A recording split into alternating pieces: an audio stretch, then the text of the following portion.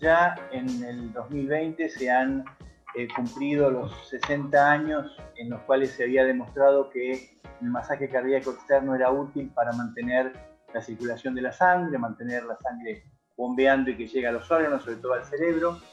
En este año de la pandemia queremos advertir que no se utiliza la ventilación boca a boca, excepto en familiares directos y convivientes de algún un paciente que esté en paro cardiocirculatorio, y se preconiza y se hace hincapié en hacer resucitación cardiovascular, RCP, solo con manos, o sea, solo el masaje cardíaco. En esto también se hace hincapié en la bioseguridad, en tener la cobertura con barbijo o con cubrebocas, tanto quien practica el masaje, el rescatador, como el paciente, que tengan ambos el barbijo. Es muy importante activar el servicio de emergencias y en esta época en los cuales los servicios prehospitalarios están sumamente, sobrecargados con trabajo, evaluar también la posibilidad de trasladar al paciente al hospital más cercano, en donde haya un desfibrilador y personal apropiado y adiestrado en resucitación. Ya que los tiempos de llegada de ambulancia pueden verse también retrasados en la pandemia. Es mejor hacer las compresiones torácicas, el masaje cardíaco que hablamos al no hacer nada, y el 70% de las paradas cardiocirculatorias se producen fuera del hospital, por eso damos las recomendaciones en el ámbito prehospitalario. Esto es un esquema muy básico para recordar que cuando llega el aire a los pulmones, la sangre allí se oxigena, vuelve al corazón y desde el corazón es bombeada hacia toda la economía, hacia todo el organismo. En el organismo entrega el oxígeno a las células y los tejidos y vuelve al corazón con menos cantidad de oxígeno. El corazón nuevamente lo bombeará a los pulmones. Por eso entonces, en los pulmones la sangre se carga de oxígeno, el corazón bombea la sangre hacia los pulmones para que se oxigene y cuando recibe esa sangre hacia los órganos para que los órganos consuman ese oxígeno, y los órganos y tejidos consumen oxígeno y eliminan los desechos, entre ellos el dióxido de carbono. Cuando la primera aproximación a un paciente que está con pérdida del sensorio y es posible víctima de paro cardiocirculatorio es justamente hacer un diagnóstico de situación.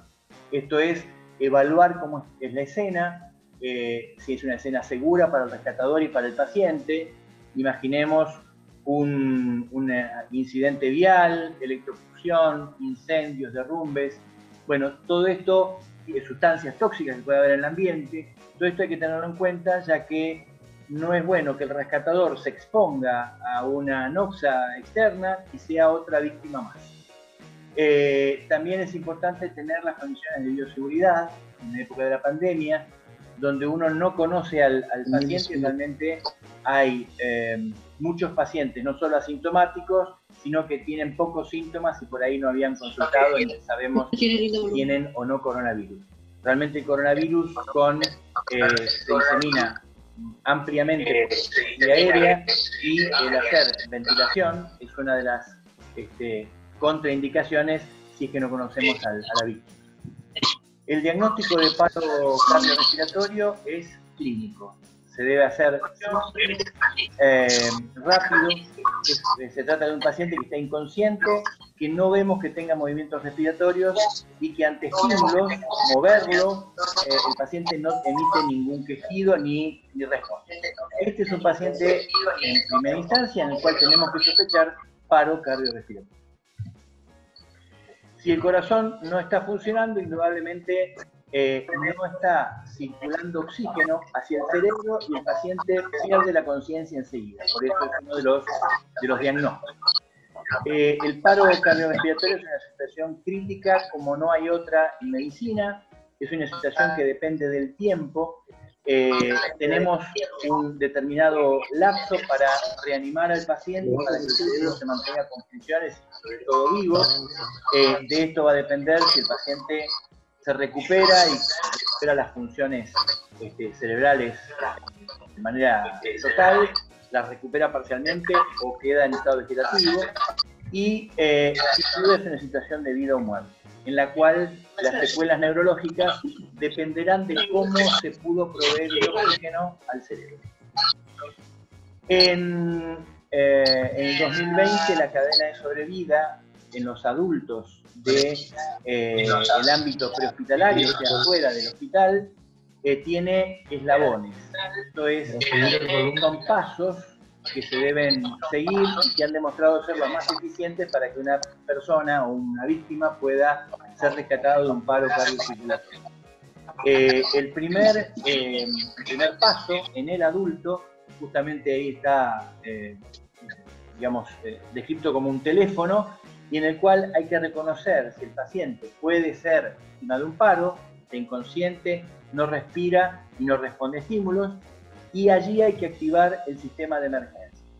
En los adultos es muy importante y es el primer paso activar el sistema de emergencias, porque la recuperación del paciente depende de un aparato que es el desfibrilador externo automático, ¿sí?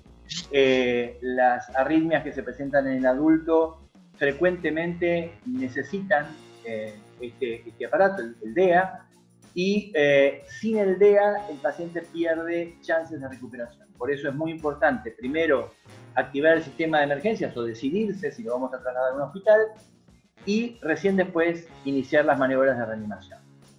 El segundo paso, ahí ustedes ven unas manos entrecruzadas, que justamente es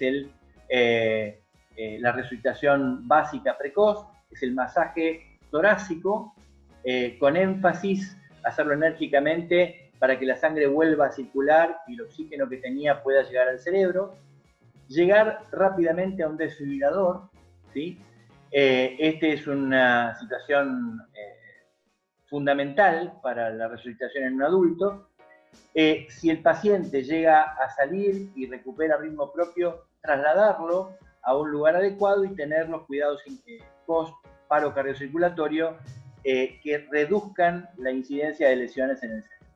Esta es la cadena, estos son los eslabones, los componentes del protocolo de reanimación en un paciente adulto. Cuanto más temprano lleguemos al desfibrilador, más chances de sobrevida tiene el paciente, y cada minuto que pasa hay que tener la idea que estadísticamente se pierden chances de sobrevida, sobre todo de tener función cerebral apropiada de un paciente que esté en paro cardiocirculatorio. En la reanimación cardiopulmonar uno puede tener dos posibilidades. Uno es la reanimación básica, que es la que logramos mediante el masaje cardíaco, con la intención de mantener oxígeno en el cerebro. La segunda fase es una reanimación en la cual está instrumentada con personal de salud, capacitado, instrumentos y oxígeno y drogas, en la cual la función está destinada a recuperar el bombeo del corazón y que el propio paciente sea quien distribuye el oxígeno. Sin duda que en el masaje cardíaco que nosotros hagamos no es equiparable a la función propia del paciente. O sea que la verdad que la intención es, con la resucitación básica, estamos ganando tiempo solamente para que lleguemos a un lugar apropiado y pueda recuperarse la función de bomba del propio paciente. El algoritmo, la secuencia que se mantiene es paciente que no respira o no responde, solamente está jadeando, no tiene respiración apropiada. Bueno, ese paciente tenemos que activar el sistema de respuesta. En los adultos, primero llamamos o decidimos el traslado con la intención de llegar rápido a un desfibrilador. Y se inicia el masaje cardíaco, ¿sí? Se juntan las manos. Aquí justamente en esta foto tenemos dos personas que no tienen el barbijo, ¿sí? Esto es algo que hoy por hoy no deberíamos mantener o sostener. Se inicia el masaje cardíaco y ante la llegada del desfibrilador o algún sistema de evaluación eléctrico, ver si el paciente tiene o no actividad eléctrica en el corazón. La selección del lugar tiene que ser en el tercio inferior del esternón, en el medio del pecho.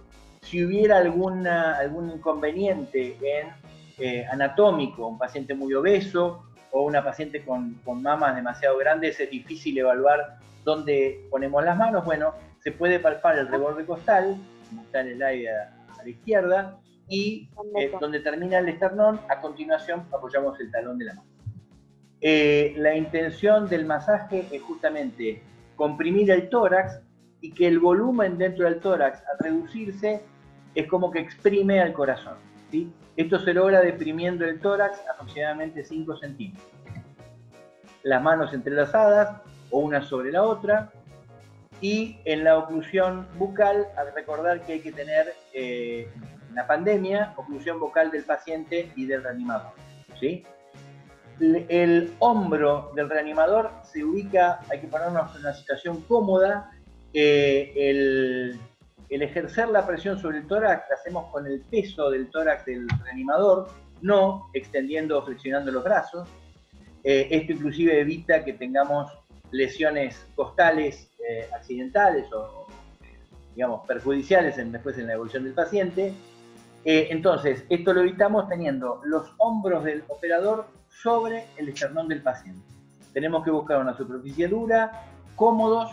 Si se trata de una cama dura, se puede hacer en la cama, si no habrá que llevar al paciente al suelo, la superficie dura, y hacerlo arrodillado como está en este slide. Pero si las compresiones serán rápidas, a una frecuencia de 100 o 120 por minuto, la profundidad es 5 centímetros. Es importante comprimir y también soltar el tórax. Cuando comprimimos, la sangre que está en el corazón sale del corazón y se distribuye a los pulmones o a los tejidos. Ahora, cuando soltamos, el corazón se vuelve a llenar de sangre. Hay una presión negativa en el tórax, en el cual la sangre retorna al corazón y es lo que permite que expulsemos y llenemos la bomba, ¿sí? Y por eso circula. También es importante tener eficacia en esto de la profundidad y la frecuencia.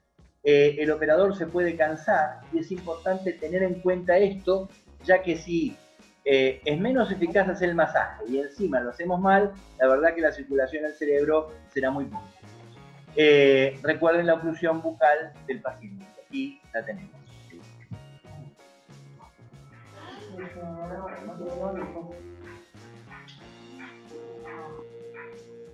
Le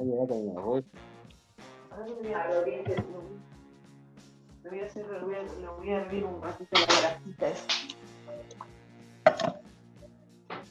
Ah, mira, ahí está. Mira cómo lo tenés que hacer. Una superficie dura. Dura. No lo tenés que flexionar el brazo. ¿Cuántas veces hay que hacerlo?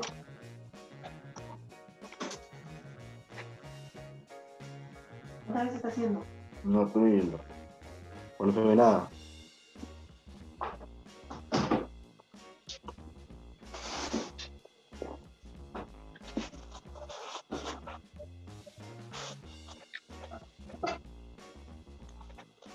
Solo tiramos algún.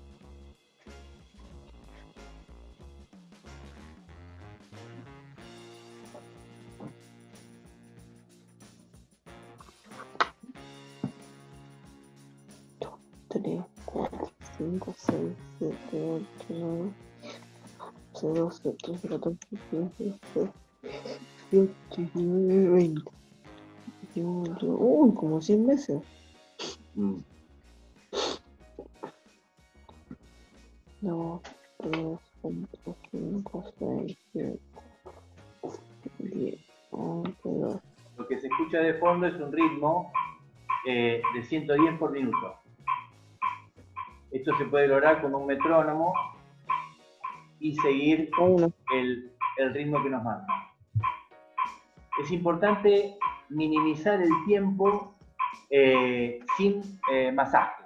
Esto ha sido una, digamos, recomendación que tiene ya más de 10 años y ha demostrado que se tiene mejor oxigenación del cerebro, inclusive cuando uno cambia de operador. Tiene que dar, digamos, mencionar precisamente cuáles son los gestos que se van a hacer y el nuevo operador reducir los tiempos sin masaje. Veamos. Un elemento necesario del DEA. Del DEA vamos a hablar, digamos, más adelante. ¿Hagamos la pediatría? La parte de teoría. Vamos a hablar ahora un poco de la parte de pediatría y hacer hincapié en los cambios con los adultos. Como habíamos dicho, en la cadena de supervivencia de adultos, ¿se acuerdan los 5 eslabones de la cadena? En adultos comenzábamos con activar el sistema de respuesta a emergencias. Esto es importante dentro de los 5 eslabones en la cadena de pediatría. En el primero consideramos la prevención, ¿sí?, de todo lo que puede llevarnos a un paro cardiorrespiratorio, y como en los niños y los pacientes, los lactantes, que llamamos de los menores de 1 año, principalmente el paro del corazón se produce secundario a una hipoxemia, ¿sí?, o a una hipoxia, una alteración en el flujo de oxígeno. Lo importante es prevenir. Entonces, cuando un paciente ya empieza con algunos signos de dificultad respiratoria, que pueden ser taquipnea o bradipnea, cambio en la coloración de la piel o alteraciones del sensorio y neurológicos, uno precozmente tendría que consultar al hospital o al centro de salud más cercano para prevenir el desenlace final de toda hipoxia o hipoxemia en la edad pediátrica que nos pueda llevar a un paro. No se produce tanto como consecuencia a las arritmias, que es lo primero que pasaría en los adultos. En el segundo eslabón o el segundo paso, nos encontramos a una víctima en paro, que acá es igual que en los adultos. Es un niño que no responde, no respira, o si respira o tiene respiraciones agónicas y no se mueve, y tiene una coloración cianótica, azulada o pálida. Precozmente tenemos que colocar las manos en posición, que ahora vamos a ver cómo se hacen, y iniciar la RCP. Y tenemos que realizar la RCP por 2 minutos. Aquí tenemos 2 opciones. Si tenemos a alguien cerca, podemos irlo mandando a activar el sistema de respuesta a emergencias, que como lo vemos estaría en el eslabón 3. Y si nosotros estamos solos, que tenemos que hacer RCP durante 2 minutos en el paciente pediátrico, tenemos que, si tenemos un teléfono celular, podemos, mientras iniciamos la RCP, ir llamando al 107 o al 911 para realizar el pedido de ayuda. En el cuarto eslabón sería luego de realizar la RCP básica y de trasladar al paciente, ¿no?, a un centro hospitalario para continuar con las medidas y continuar con la RCP avanzada, como vemos en el quinto eslabón, ¿sí? Entonces, esos son los principales cambios. En pediatría hacemos 2 minutos de RCP antes de activar el sistema de respuesta a emergencia. Y ahí, igual que en el adulto, depende del sector del país donde nos encontramos, puede ser 107 en algunas provincias, y en Buenos Aires, en la Ciudad Autónoma de Buenos Aires, y en provincia de Buenos Aires, en muchos lugares, también el número de emergencias es el 911. Bueno, acá tenemos 2 diferencias según si el paciente pediátrico puede ser o un niño, y es desde 1 año hasta que tenga signos puberales. Cuando la víctima tiene desarrollo puberal, para la RCP lo consideramos un adulto. Y en el caso del niño, nosotros podemos realizar la RCP con la colocación, como vemos acá en la imagen, de una sola mano, ¿sí?, Y si no podemos, porque es un niño que pesa 50 kilos y tiene prácticamente el tamaño de un adulto, si con una mano yo no logro deprimir los 5 centímetros, estoy habilitada a usar las 2 manos en el niño también, ¿sí? Entonces, el niño va desde 1 año hasta que tenga desarrollo puberal. Tiene desarrollo puberal, para la RCP es un adulto y vamos a ir directo con las 2 manos. Y cuando el niño tiene menos de 1 año, es lo que nosotros llamamos un lactante, y ahí tenemos que buscar la línea entre ambos pezones y con 2 dedos vamos a deprimir el tórax. En este caso son 4 centímetros en lugar de 5 como se hace en el niño y en el adulto. Para ver a la profe. Cuando los que reaniman es personal legos o gente que no sea personal de salud, lo hace de esta manera, con la técnica de los 2 dedos. En una diapo vemos cómo lo haría el personal de salud, que ahí colocan las 2 manos rodeando el tórax, con los dedos de atrás que nos quede como una superficie firme, y los pulgares serían los que deprimen el tórax, que también en los 2 casos se deprime 4 centímetros. Bueno, ahora vamos a volver a la diapo donde vemos cómo hacemos la RCP en los niños y lactantes. La técnica, ya vimos cómo colocábamos las manos. Los reanimadores, cuando se habla de legos o personal que no sea personal de salud, es siempre 32. Cuando hablamos de personal de salud, 30 compresiones y 2 ventilaciones.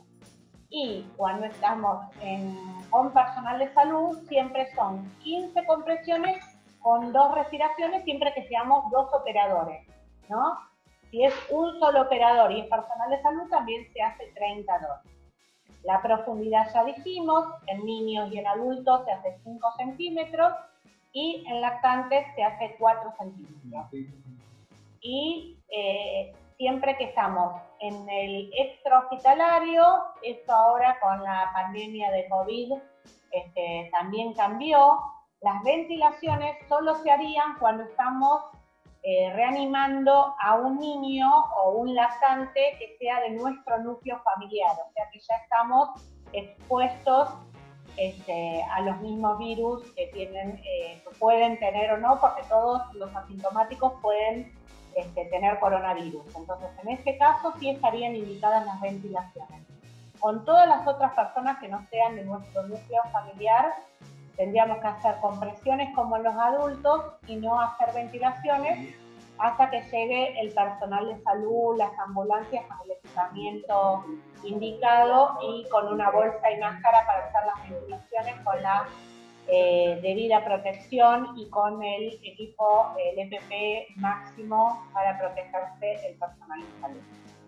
Bueno, ahora vamos a comentar un poquito un accesorio, por decirlo de alguna forma simple, que creo que es muy importante, una herramienta que tenemos como para utilizar tanto en los adultos como en pediatría, que es el desfibrilador externo automático. Y después, para terminar, volvemos a repasar todo completo con el video, cómo se hacen todas las maniobras. En los adultos, al igual que estuvimos mencionando hasta ahora, estaban contraindicada la ventilación, salvo que uno tuviera algún dispositivo. Esto ya requiere personal entrenado y una intubación precoz. Ahora, si en el adulto se trata de un familiar directo, podríamos hacer ventilaciones, y en esto se tiene que extender el mentón, ¿sí?, para liberar la vía aérea, y se hacen 2 insuflaciones viendo la expansión del tórax, que el tórax se levanta. Ahora, recuerden que esto solo es cuando estamos conviviendo con el paciente y sabiendo que podemos exponernos al contagio del coronavirus. Los desfibriladores externos automáticos son dispositivos que evalúan cuál es el ritmo eléctrico del paciente, cuál es la actividad eléctrica del corazón de ese paciente, un paciente que está en paro todavía puede tener, digamos, mucho estímulo en su corazón y este aparato, el desfibrilador externo, lo que hace es organizar ese estímulo eléctrico para que el paciente pueda volver a contraer su corazón de manera adecuada. En esto los aparatos tienen pads autoadhesivos, o sea, paletas autoadhesivas que vienen con la descripción de cuál es la ubicación en el tórax del paciente. Tienen que encender, ese es el paso 1. Pero no un display que muestre cuál es la arritmia, por lo general no lo hay, pero el aparato está grabando, viendo con la actividad del paciente, que avisa el aparato con una voz en off que tiene indicación de desfibrilarlo, ¿sí? Y en ese caso, cuando deben silenciar los micrófonos, paciente, por favor, doctor. Apretamos el botón que hace la descarga. La descarga será distinta si se trata de un paciente adulto o un paciente pediátrico. Recuerden que en el paciente adulto es fundamental tener el desfibrilador para tener alguna chance de que el paciente recupere rápidamente la actividad de bomba del corazón. Entonces, el paciente que no respira o no responde, se ubican las paletas autoadhesivas. Estamos los dos con protección. Activamos o prendemos el aparato, testea durante 10 segundos con el ritmo del corazón y una voz en off nos avisa si está indicada las descargas. Allí tenemos que tener el recado de que nadie esté tocando al paciente. Estamos en una superficie rígida que no conduce electricidad y se realiza la descarga, ¿sí? No tocamos al paciente cuando hace el estudio. Cuando se recomienda la descarga, estamos advirtiendo al resto de los que pueden estar alrededor que no toquen al paciente. Se realiza la descarga y cuando se realiza la descarga, que uno comprime el botón, tiene que hacer los ciclos de reanimación, tiene que continuar haciendo el masaje antes de volver a reevaluar cuál es el ritmo del paciente. El paciente que está sin circulación puede tener mucha actividad en su corazón, pero desorganizada, muchos estímulos eléctricos, o puede no tener ningún estímulo eléctrico, y en ese caso no está indicada la desfibrilación. Si el paciente comienza a respirar y recupera la respiración, se lo pone en esta posición que se llama posición de rescate, ¿sí? Sirve para la descarga, para responder alguna vez. Hay diferentes modelos, pero el funcionamiento es similar. Prende el equipo y siga las instrucciones. Coloca las almohadillas sobre el centro de cubierto del paciente. Persiste el conector de las almohadillas junto a la luz ciclante o despegante, analizando el ritmo de calor. No toque al paciente.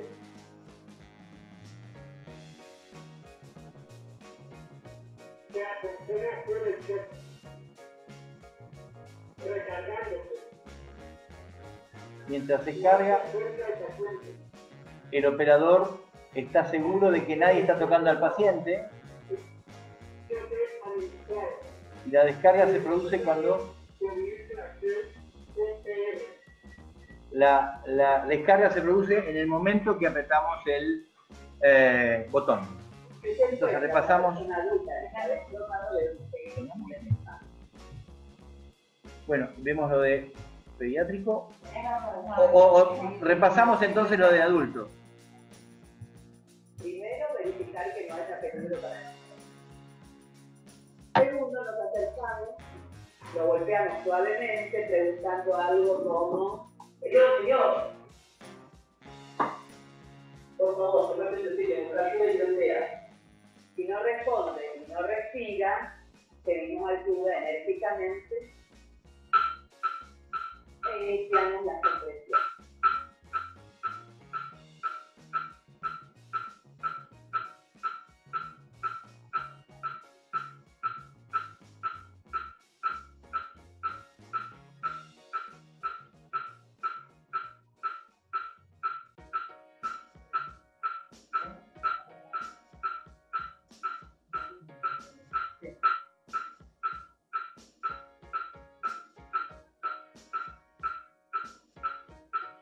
cuando llegue la ayuda, utilice el DEA apenas esté disponible.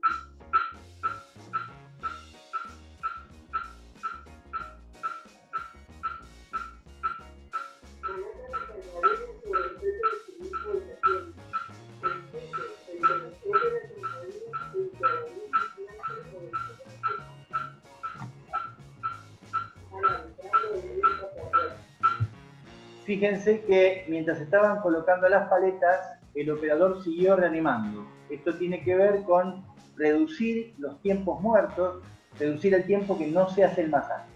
Mientras llega la ambulancia, mientras están descargando los elementos, no nos detenemos con la reanimación y si nos están hablando daremos toda la explicación del caso, pero sin dejar de masajear.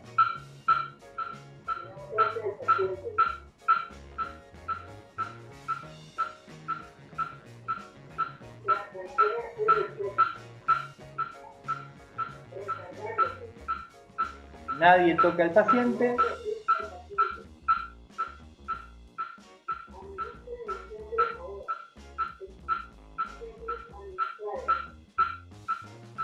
Y después de administrar el choque, se vuelve a hacer el masaje, ya que si el corazón recuperó la capacidad de contraerse, tarda un tiempo en bombear el volumen adecuado de sangre. Por eso es que se apoya desde afuera, con el masaje torácico y la compresión torácica, que hasta que el corazón recupere la fuerza contráctil que tenía de base.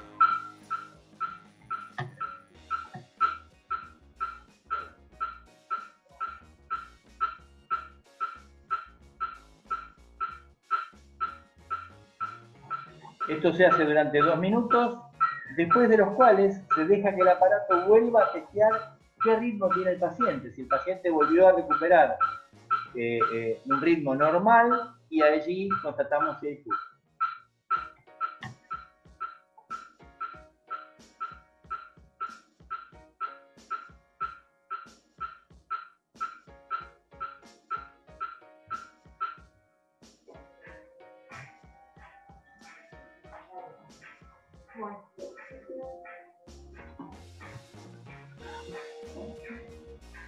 La situación es algo diferente cuando la víctima es un niño. Vamos a repasar los pasos necesarios. Primero, las compresiones. La diferencia es que podemos usar solo una mano si nuestra víctima es pequeña. De todas formas, ubicamos el talón de la mano en el centro del pecho y comprimimos 5 centímetros en forma recta, dejando que el pecho vuelva a la normalidad y con una frecuencia entre 100 y 120, al igual que los adultos.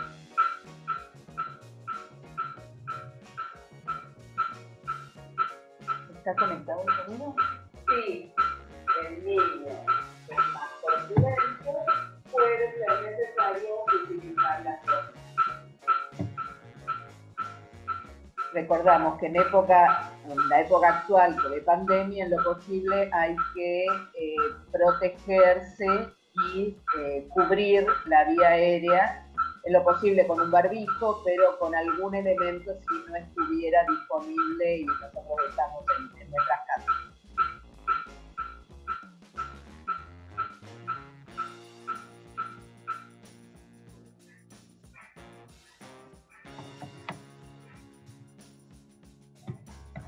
En líneas generales, esta diapositiva nos dice lo que es lo habitual en pediatría. La ventilación en niños es sumamente importante.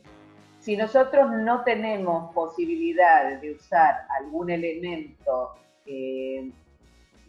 digamos, específico, como la bolsa y máscara para dar ventilación, y nuestro único recurso es hacer ventilación boca a boca, solo se recomienda hacerlo cuando nosotros, como decíamos antes, convivimos con la persona, por lo cual suponemos que no le agregamos un riesgo a la víctima ni a la persona que hace la reanimación. Si fuera así, que es una persona que no conocemos, que no tenemos ninguna relación, solamente haríamos las compresiones cardíacas. pero si es de nuestra familia, una persona conviviente, podemos utilizar la ventilación como se muestra a continuación. Colocamos una mano en la frente del niño, los otros dedos levantan ligeramente el mentón, se comprime la nariz para evitar pérdida y se ventila exhalando aire desde nuestra boca a la boca del niño. Chequeamos que la ventilación sea efectiva observando que el tórax se eleva.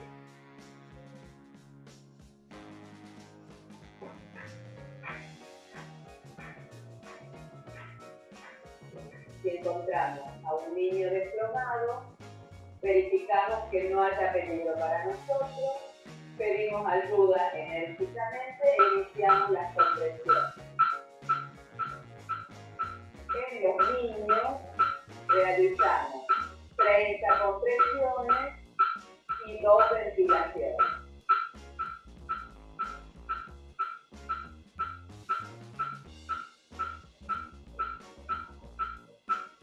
Repetiremos estos ciclos de 30 compresiones y 2 ventilaciones hasta que llegue la ayuda que solicitamos.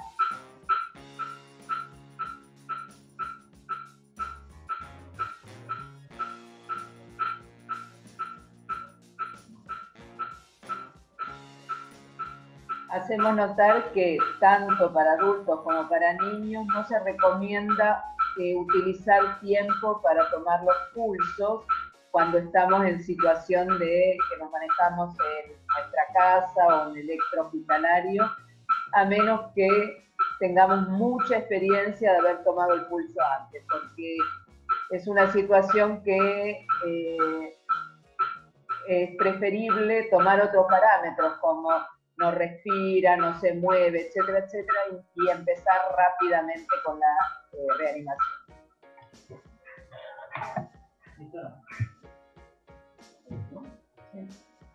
Sí, supongo.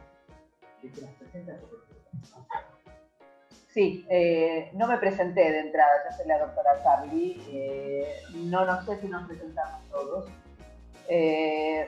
Digamos, por ahora vamos a dejar esta parte para época post-pandemia, porque la liberación de una obstrucción de la vía aérea es un momento en que vehiculiza mucha cantidad de virus y la persona está infectada.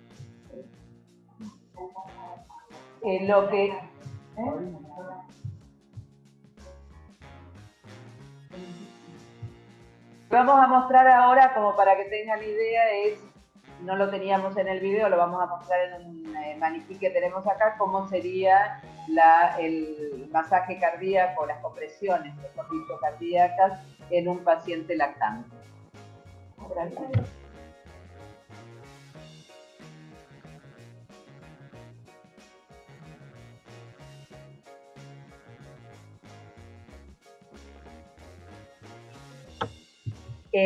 La referencia de los pezones, que en este caso del muñeco están aquí, y simplemente el centro del pecho, sin buscar demasiado más detalles porque nos hacen perder tiempo. Y en ese lugar hacemos las compresiones.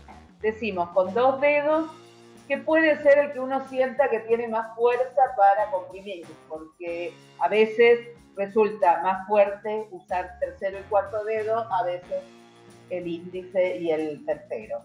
Entonces, de esa manera, en esa ubicación, comprimimos en forma recta, con la misma velocidad que estábamos hablando previamente, o sea, entre 100 y 120 por minuto. Fundamentalmente y especialmente en pediatría, lo que uno tiene que pensar es hacer bastante rápido el masaje, pero considerando que tiene que bajar, comprimir y descomprimir. Entonces, si uno lo hace excesivamente rápido, no lo va a poder hacer una descompresión adecuada. Entonces, la velocidad más rápida que nos permita hundir el tórax y soltarlo. Esa es la velocidad que tendríamos que tener. Aproximadamente así.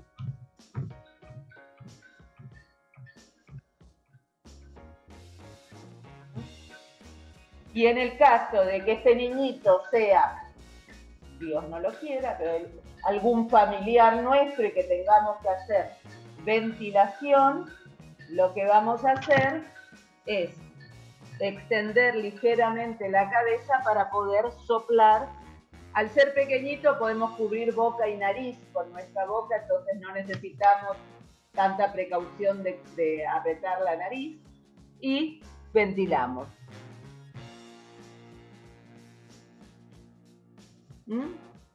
Y después, como mostrábamos en el video anteriormente, lo que vamos a hacer es combinar las dos cosas. 30 compresiones, 2 ventilaciones y así seguimos hasta que tengamos ayuda.